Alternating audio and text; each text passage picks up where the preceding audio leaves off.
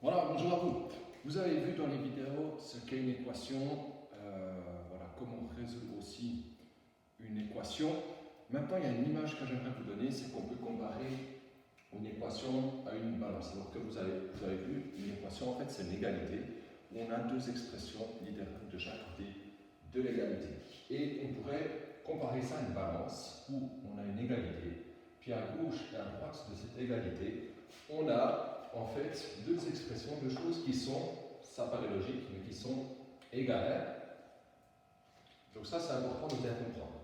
Donc maintenant, je vous donne un exemple. Si j'ai c'est une balance comme ça, l'ancienne, où il y a deux plateaux, et puis quand c'est égal, c'est en équilibre. S'il y a des équilibres, c'est que c'est plus égal, donc on va tout le temps maintenir un équilibre. Si j'ai ici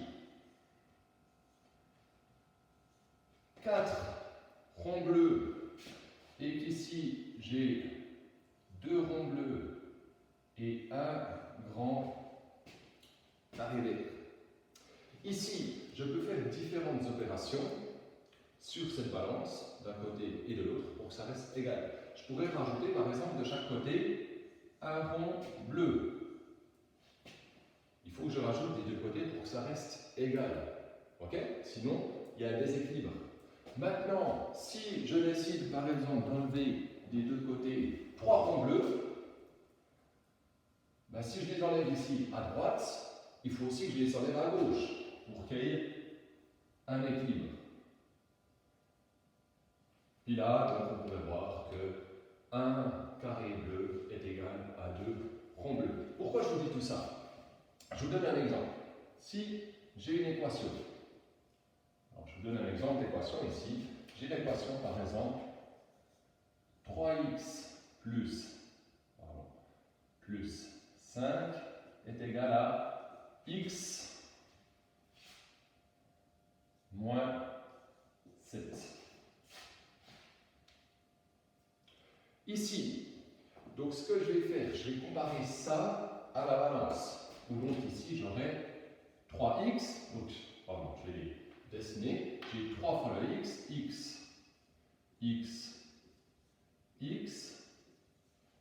Ici j'en ai qu'un de x.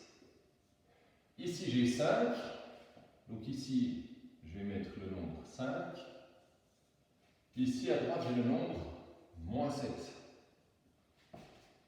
Maintenant vous avez vu, donc je peux tirer ici un trait vertical et je vais noter les opérations que je vais faire pour transformer cette équation et isoler l'inconnu. C'est-à-dire qu'il faut que x se trouve tout seul d'un côté d'égalité, soit à droite, soit à gauche. Donc typiquement, si moi ici ce que je décide de faire c'est d'enlever le x pour qu'il ne soit plus de ce côté de l'égalité, donc je l'enlève, je fais moins x. Comme ça, à droite ici, il me reste plus que moins 7, parce que ici j'ai enlevé le x, mais attention, cette opération que je fais, je dois la faire à gauche.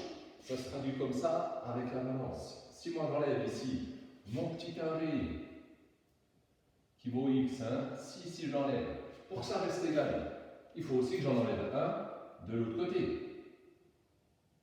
Parce que sinon la balance elle est en déséquilibre. Et donc c'est pour ça que l'opération qu'on a fait des deux côtés. Donc ici, je fais 3x moins x, c'est des volumes semblables, je peux les soustraire. Puis 5 moins x, ce ne sont pas des volumes semblables, je ne peux pas les soustraire. Donc je laisse plus 5. Maintenant, si j'aimerais ici passer ce monôme, enfin, qui ne sort plus de ce côté d'égalité, je vais l'enlever, je fais moins 5, je soustrais 5. Comme ça, il ne me reste plus que 2x ici à gauche. Mais attention, si je soustrais 5 unités, je dois les soustraire aussi à droite. Ici, si j'enlève 5, il faut que j'enlève 5 aussi ici, pour que ça reste égal. Donc ici, je fais le calcul, moins 7, moins 5, attention aux opérations avec les nombres intégratifs, je suis à moins 7, je descends encore de moins 5, donc j'arrive à moins 12. Donc je vais remplacer ici mes unités par moins 12. Maintenant, moi ce que je veux en fait dans une équation, c'est découvrir quelle doit être la valeur de x, pour que quand je remplace ici x par sa valeur et ici aussi, ce qui est ici soit égal à ce qui est ici. Alors, ici, si je regarde la balance, ici j'ai 2x qui est égal à moins 12. Donc ce que je vais faire, c'est que je vais prendre la moitié, comme ça, je saurai la valeur de x. Donc pour prendre la moitié, je divise par 2. Je divise ce que j'ai ici par 2, comme ça il me reste x. Puis ici, donc je vais le noter, hein. Ici j'avais 2x, donc je divise par 2 parce que j'ai 2 ici. Comme ça il me reste x. Puis à droite, cette opération, je dois aussi la faire. Donc ici j'avais moins 12, donc je dois diviser par 2, ça fait moins 6. Donc je trouve qu'ici, j'ai moins 6. Si j'ai que x est égal à moins 6. Donc je note la solution avec un S majuscule pour dire la solution, c'est, et je mets entre accolades la réponse.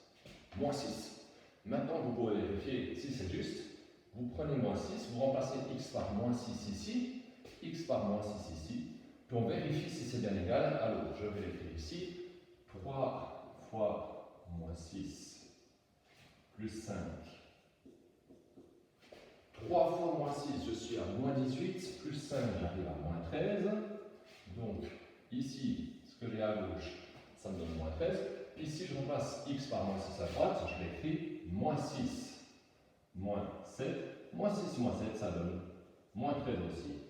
Et ces deux choses sont égales. Donc j'ai bien à gauche et à droite des choses qui sont égales. Donc j'ai pu résoudre mon équation.